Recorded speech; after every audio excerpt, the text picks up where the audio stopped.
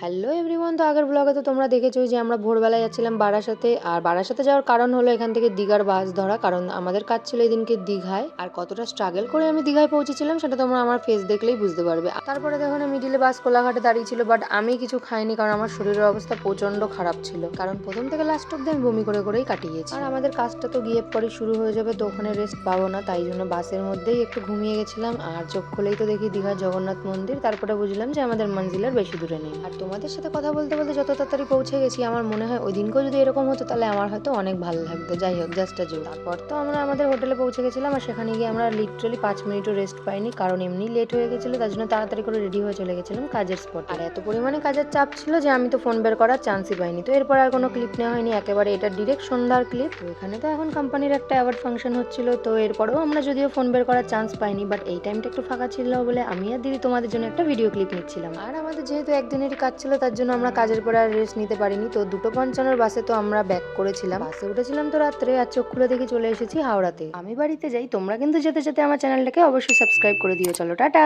দেখা হবে পরের ভিডিওতে।